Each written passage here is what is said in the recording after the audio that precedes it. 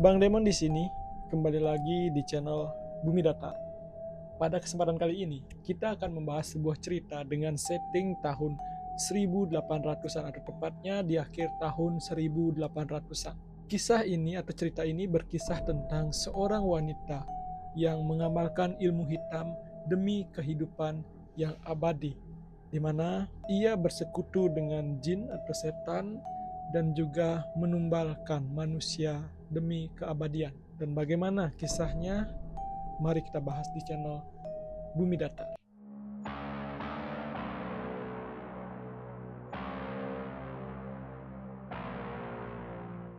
Malam itu, hutan di pedalaman Jawa seolah menahan napas. Pepohonan besar dan tua berdiri diam, seperti prajurit tua yang menyaksikan rahasia gelap zaman. Ranting-rantingnya menjuntai ke bawah, seakan ingin merengkuh siapapun yang berani menginjakkan kaki di tanahnya. Cahaya bulan temaram menyusup dari sela-sela dedaunan, membentuk pola-pola bayangan yang meliuk di tanah, menciptakan suasana mistis yang hanya bisa ditemukan di tempat-tempat yang sudah lama dilupakan manusia. Di tepi hutan, tepatnya di batas antara dunia yang nyata dan dunia yang kasat mata, berdirilah seorang wanita, Nyai Kembang Wulung, seorang perempuan dengan wajah yang sangat cantik, berbalut riasan merah menyala di bibir dan pipinya. Kecantikan itu seperti memancarkan aura berbahaya, seperti bunga yang indah namun beracun. Matanya hitam kelam, memantulkan cahaya bulan dengan kilatan yang tidak wajar, seolah ia memiliki rahasia yang hanya bisa dipahami oleh alam gaib. Ia berdiri dengan hening, tatapannya lurus pada satu titik di depannya, tempat di mana ritual yang akan segera dia mulai. Nyai Kembang menutup matanya, menarik napas dalam-dalam, tubuhnya mulai bergerak pelan, bergoyang mengikuti irama mantra yang ia kumandangkan. Setiap gerakan tubuhnya seolah mengirimkan getaran ke sekelilingnya, membuat ranting-ranting bergerak sendiri, seakan hutan pun ikut terlena dalam upacara tersebut. Dalam keheningan itu, tanah di bawahnya bergetar. Nyai Kembang Wulung membuka matanya dan tersenyum tipis, tahu bahwa kekuatan dari dunia lain telah mendengar panggilannya. Di tengah suasana hening dan penuh misteri ini, Nyai Kembang Wulung bersiap menyerahkan dirinya pada kekuatan gaib yang akan memberinya kehidupan abadi. Nyai Kembang Wulung sebenarnya merupakan perempuan yang lahir pada tahun 1875 di sebuah desa kecil yang terletak di pinggiran hutan Jawa. Nyai Kembang Wulung saat masih muda dikenal dengan nama Sari, adalah gadis desa yang sederhana namun sangat memikat. Kehidupannya awalnya sederhana, penuh dengan canda dan tawa.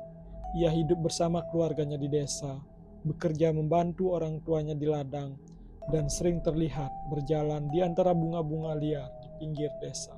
Warga desa mengaguminya karena kecantikan dan kelembutan hatinya.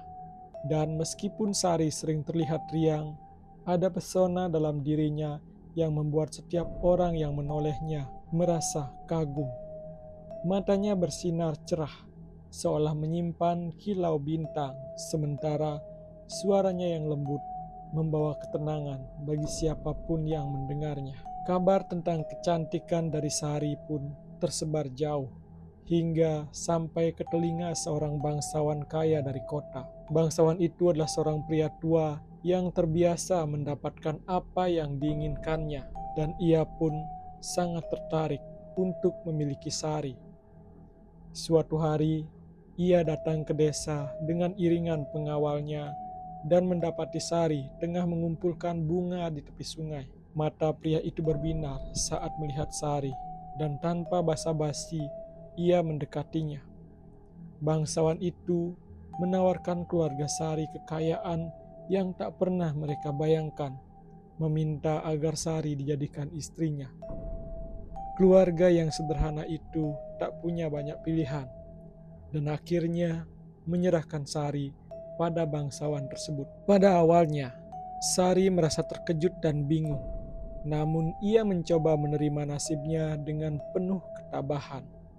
Bangsawan itu membawa Sari ke rumah besarnya, memberinya perhiasan, pakaian mahal, dan kehidupan mewah yang tak pernah ia dapatkan sebelumnya. Namun, seiring berjalannya waktu, Sari menyadari bahwa ia hanya diperlakukan sebagai barang mewah, bukan sebagai istri yang sejati. Cinta dan kasih sayang yang diharapkannya hanyalah angan kosong, sementara bangsawan itu memperlakukannya tanpa perasaan. Meski begitu, Sari tetap mencoba untuk bertahan. Ia mematuhi semua keinginan suaminya, berpakaian indah, dan menampilkan senyum, walaupun hatinya merasa hampa. Setiap hari, ia bahkan menyaksikan sang bangsawan datang dan pergi, menghabiskan waktunya dengan perempuan-perempuan lain yang lebih muda dan lebih menarik perhatiannya. Ketika usianya semakin bertambah dan kecantikan masa mudanya mulai memudar, sang bangsawan akhirnya menganggapnya sebagai beban. Tanpa perasaan sedikit pun, ia menceraikan Sari dan mengusirnya, mengembalikannya ke desa tanpa harta ataupun kehormatan yang ia miliki saat masih menjadi istrinya. Pengalaman ini menghancurkan hati dan jiwanya. Sari yang dulu penuh keceriaan, kini hanyalah bayangan dari dirinya yang dulu. Kehormatan dan impian masa depannya terenggut tanpa belas kasihan. Ditambah dengan tatapan penduduk desa yang kini menatapnya dengan iba dan bisikan yang menyudutkan, Sari pun merasa semakin terasing. Pahitnya penghinaan dan pengkhianatan itu membakar hatinya, menyalakan dendam yang tak dapat ia padamkan. Dalam keputusasaan dan amarahnya, ia mendengar cerita tentang kekuatan gaib di hutan yang bisa memberinya kekuatan untuk membalas dendam. Bahkan mungkin mengembalikan masa mudanya yang dulu. Dengan hati yang dipenuhi dengan harapan dan dendam untuk mendapatkan keadilan atas hidupnya yang hancur, ia meninggalkan desa menuju hutan, di mana ia memulai perjalanan untuk menjadi sosok yang kelak dikenal dengan nama Nyai Kembang Wulung, perempuan abadi yang memiliki kecantikan dan kekuatan mistis, namun dengan harga yang mengerikan. Malam itu, di tengah hutan yang diselimuti kabut, Nyai Kembang Wulung berjalan tanpa arah, mengikuti nalurinya yang seolah dipandu oleh kekuatan gaib. Ranting-ranting pohon yang menjuntai di sekelilingnya, angin dingin berhembus lembut, membawa bisikan aneh yang terdengar seperti suara orang-orang yang telah lama meninggal. Nyai tak gentar, karena seluruh perasaan takut dalam dirinya sudah tergantikan oleh amarah yang membara dan tekadnya untuk balas dendam. Setelah berjalan jauh ke dalam hutan, Nyai sampai di sebuah tanah lapang yang dipenuhi oleh pohon-pohon besar dengan akar-akar mencuat dari tanah seperti tangan-tangan raksasa. Tiba-tiba di depan matanya, kabut yang tebal menggumpal, membentuk sosok samar seseorang lelaki tua dengan mata hitam pekat dan jubah panjang yang tampak menyatu dengan kegelapan malam. Sosok itu adalah penunggu hutan, makhluk gaib yang telah berdiam di tempat tersebut selama berabad-abad, menjaga rahasia-rahasia gelap alam yang hanya bisa dimengerti oleh mereka yang benar-benar putus asa. Nyai Kembang kemudian menatap makhluk itu dengan penuh tekad. "Aku datang mencari kekuatan. Aku ingin hidup abadi untuk membalas dendamku pada dunia," ujarnya dengan suara penuh keberanian. Sang penunggu hutan mengamatinya dalam keheningan. Setelah beberapa saat, ia berbicara dengan suara yang dalam dan bergema. Setelah terdiam beberapa saat, ia berbicara dengan suara yang dalam dan bergema, seperti ribuan suara yang berbicara bersamaan. "Kekuatan yang kau inginkan tidak datang tanpa harga, perempuan muda. Kau akan memiliki apa yang kau inginkan, namun dengan syarat. Setiap 30 hari, kau harus mengorbankan darah seorang lelaki. Jika kau gagal melakukannya, tubuhmu akan layu dan hancur seperti dedaunan yang kering. Nyai Kembang menatapnya tanpa ragu. Baginya, harapan ini tidaklah sebanding dengan kebencian dan amarah yang ia simpan dalam hatinya. Ia mengangguk mantap. Aku terima syarat itu. Selama aku memiliki kekuatan untuk membalas dendam, aku tak peduli pada harga yang harus kubayar. Penunggu hutan mengulurkan tangannya yang kurus dan pucat, menyentuh dahi Nyai Kembang Wulang dengan jemarinya yang dingin. Saat sentuhan itu mengenai kulitnya, Nyai merasa ada kekuatan asing yang masuk ke dalam tubuhnya, kekuatan gelap yang menyesap ke dalam tulang dan darahnya. Rasanya seperti api dingin yang menjalar di seluruh tubuhnya, memberinya kekuatan yang tak pernah ia rasakan sebelumnya. Ia bisa merasakan energinya bertambah, seolah-olah ada sesuatu yang bangkit di dalam dirinya, sesuatu yang liar dan haus akan kehidupan. Mulailah ritual pertamamu malam ini, kata sang penunggu hutan. Di tepi hutan, kau akan mengukir janjimu dengan darah dan mengundang kekuatan yang akan memberimu hidup abadi. Namun ingat, jika kau melanggar perjanjian ini, kekuatanmu akan lenyap dan tubuhmu akan layu seperti bunga yang kehilangan air. Nyai Kembang Wulang mengangguk sekali lagi, lalu berbalik menuju tepi hutan untuk melakukan ritual pertamanya. Malamnya, di tepi hutan yang sunyi dan penuh misteri, Nyai Kembang Wulang berdiri dengan mata tertuju ke tanah. Udara malam terasa dingin, menusuk tulang, dan di sekitarnya hanya ada suara dedaunan yang berbisik, seolah-olah seluruh hutan telah menahan napas menanti sesuatu yang kelam akan terjadi.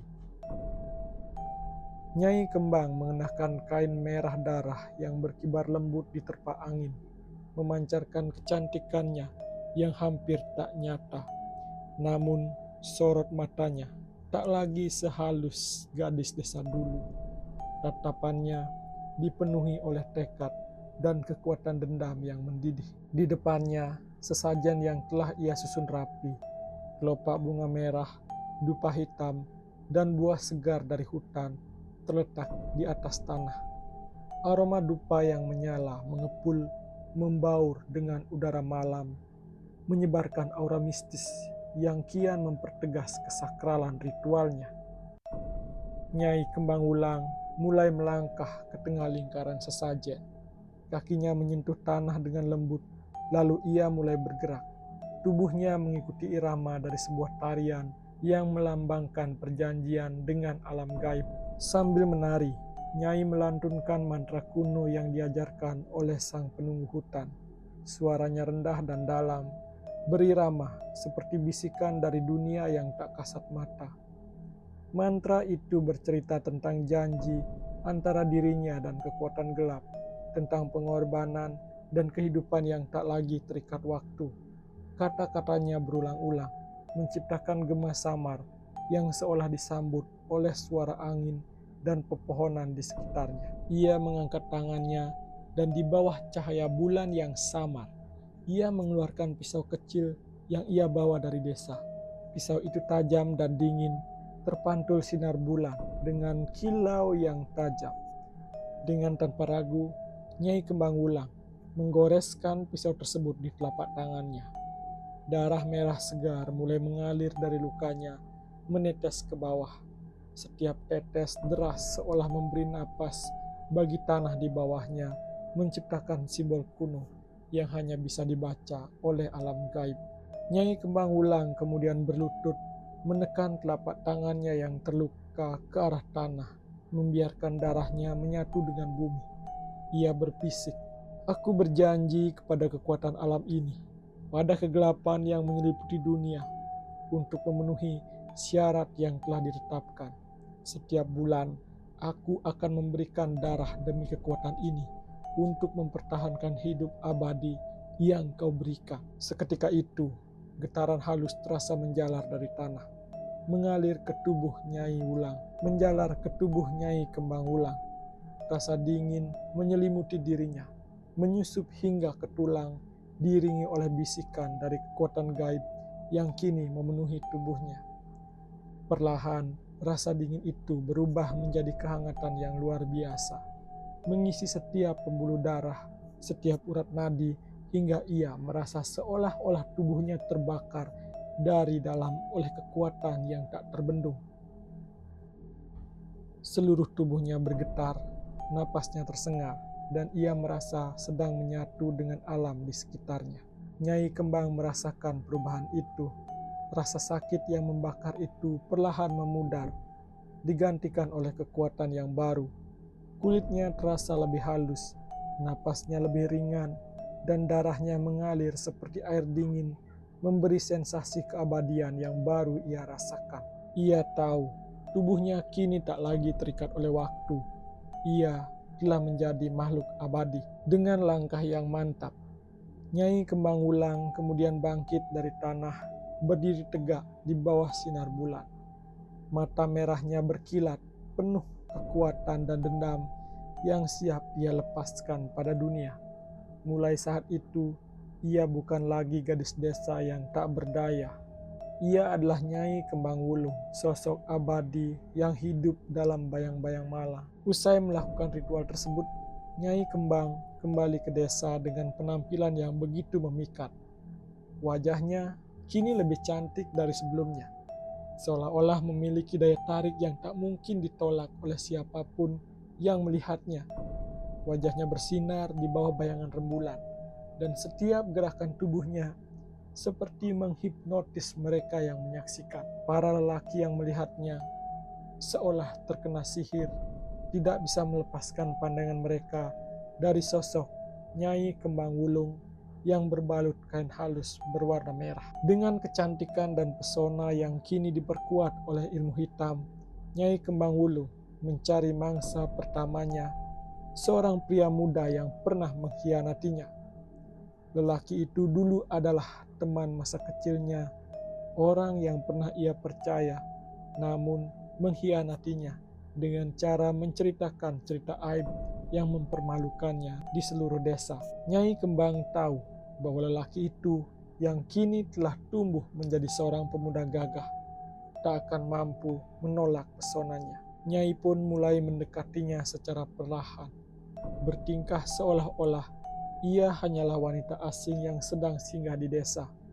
Ia tak langsung mendekat, melainkan membiarkan lelaki itu terpesona dari kejauhan, memancingnya dengan senyum samar dan tatapan mata yang penuh misteri. Setiap kali lelaki itu melihatnya, ia sengaja memberi sedikit perhatian, sekadar anggukan atau lirikan dari balik bahu. Lelaki itu pun semakin tergila-gila, terjebak dalam pesona yang tak bisa ia pahami. Hingga pada suatu malam, ketika Nyai Kembang Wulung berdiri di tepi desa, lelaki itu tak tahan lagi. Dengan penuh rasa penasaran, ia mendekati Nyai Kembang Wulung, dan Nyai Kembang Wulung menyambutnya dengan senyum yang lembut, namun mengandung rahasia. "Kau siapa sebenarnya?" tanya lelaki itu. Matanya berbinar penuh ketertarikan. Ia merasa seolah sedang berhadapan dengan sosok yang tidak berasal dari dunia ini. Nyai Kembang Wulung tersenyum halus. "Aku hanyalah wanita yang melintas di sini, tapi mungkin aku bisa menjadi milikmu jika kau mau mengikutiku," katanya sambil menatap dalam ke mata lelaki itu seakan menembus jiwanya. Rayuan Nyai Kembang Wulung begitu kuat, bagaikan madu yang membuat lelaki itu semakin tenggelam dalam rasa cintanya. Dalam beberapa hari, ia tak lagi bisa berpikir jernih. Setiap malam, ia membayangkan senyum Nyai Kembang Wulung, membayangkan sentuhan lembut tangannya, dan hatinya terus meronta ingin memilikinya. Akhirnya, saat lelaki itu sudah benar-benar tergila-gila padanya, Nyai Kembang Wulung mengajaknya ke tepi hutan dengan alasan ingin menunjukkan sebuah tempat rahasia di bawah cahaya bulan. Lelaki itu yang sudah sepenuhnya terpikat mengiyakan tanpa berpikir dua kali. Saat mereka mencapai tepi hutan, Nyai Kembang Wulung menatapnya lekat-lekat. Matanya yang berkilau merah mulai memancarkan kekuatan gaib. Dengan suara lembut dan tatapan yang tajam, ia berbisik kepada lelaki itu, "Lupakan dirimu, lupakan segalanya, hanya ikuti aku." Lelaki itu pun tak bisa menolak. Seolah-olah seluruh keinginannya terhisap oleh kekuatan gendam Nyai Kembang Wulung. Ia menuruti semua perintah Nyai Kembang Wulung dengan tatapan kosong. Wajahnya penuh dengan kekuatan yang buta, seperti orang bodoh yang kehilangan kesadarannya. Ia tak sadar bahwa dirinya sedang digiring menuju kehancuran. Matanya hanya tertuju pada sosok Nyai Kembang Wulung. Di tepi hutan itu, Nyai Kembang Wulung membawa lelaki itu ke sebuah tempat yang telah ia persiapkan untuk ritual pengorbanan. Lelaki itu kini sepenuhnya berada di bawah kendalinya, tanpa daya untuk melawan atau bahkan untuk sekedar bertanya. Ia hanya mengikuti setiap instruksi Nyai Kembang Wulung. Tubuhnya bergerak mengikuti perintah yang diberikan oleh sang perempuan abadi. Di tengah malam yang pekat, di bawah sinar bulan yang pucat, Nyai Kembang Wulung berdiri di tengah lingkaran sesajen di tepi hutan. Di hadapannya, lelaki itu yang akan menjadi tumbal pertamanya kini duduk dengan pandangan kosong. Tubuhnya tak bisa bergerak, seakan terkunci oleh mantra yang membelenggu kesadarannya. Angin malam berhembus perlahan, membawa bisikan misterius dari kegelapan hutan yang menyaksikan ritual mengerikan itu. Nyai Kembang Wulung menatap pria itu dengan senyum penuh kemenangan. Cahaya bulan memantulkan kilauan dingin di mata Nyai Kembang Wulung, sementara di tangannya tergenggam sebilah keris berhias ukiran misterius.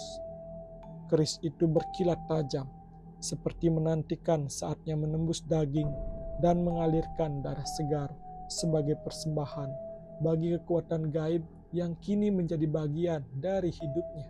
Dengan perlahan, Nyai Kembang mulai melantunkan mantra.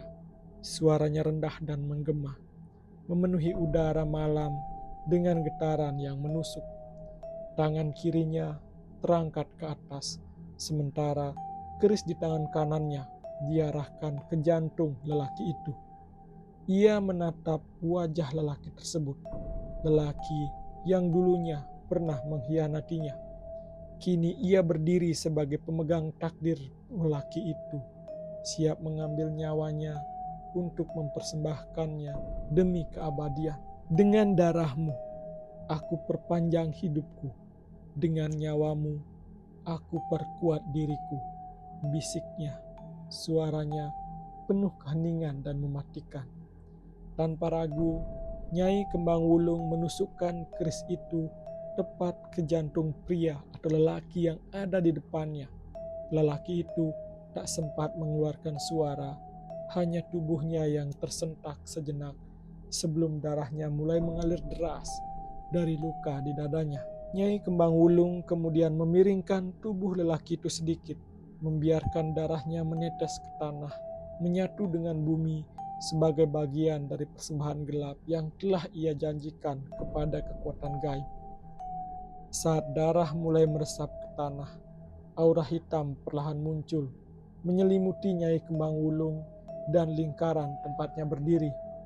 Udara di sekitar terasa semakin berat, dan Nyai Kembang Wulung merasakan energi kuat yang memenuhi tubuhnya, seolah kekuatan gelap itu kini menjadi bagian dari setiap urat nadinya. Namun, ritual itu belum selesai. Nyai Kembang Wulung kemudian menundukkan kepalanya, mengarahkan bibirnya pada luka yang menganga di tubuh pria itu. Dengan tanpa ragu, ia meneguk darah segar yang mengalir, membiarkan rasanya memenuhi rongga mulutnya. Darah itu hangat dan membawa sensasi kekuatan yang mengalir ke seluruh tubuhnya, menyebarkan kehangatan yang mengingatkannya pada keabadian. yang kini dimilikinya. Setelah tegukan terakhir, Nyai Kembang Wulung mengangkat wajahnya. Matanya memancarkan kilau merah keemasan yang begitu asing dan tak manusiawi. Tubuhnya bergetar oleh energi baru yang mengalir deras, memperkuatnya, meremajakan setiap sel di tubuhnya. Nyai merasa lebih hidup dari sebelumnya, dan ia tahu bahwa keabadian itu kini benar-benar menjadi miliknya selama ia terus memenuhi persyaratan gelap itu. Dengan tubuh pria itu yang tergeletak tak bernyawa di tanah, Nyai Kembang Wulung berdiri, mengangkat kerisnya tinggi-tinggi ke arah bulan. Ia mengucapkan janji kepada kegelapan, berkomitmen untuk terus menjalani ritual pengorbanan ini demi keabadian. Di tepi hutan itu, di bawah cahaya bulan, Nyai Kembang Wulung menyegel nasibnya menjadi abadi, namun dengan konsekuensi yang harus ia pikul sepanjang hidupnya. Kini, ia akan membunuh satu persatu lelaki untuk membuatnya abadi setiap bulannya, sekaligus menganggap perburuan lelaki itu sebagai sebuah upaya balas dendam terhadap sakit hati yang selama ini ia rasakan. Demikianlah kisah tentang Nyai Kembang Wulung, seorang perempuan yang hidup abadi dengan bersekutu dengan iblis dan memiliki ilmu hitam. Saksikan cerita menarik lainnya hanya di channel Bumi Datar.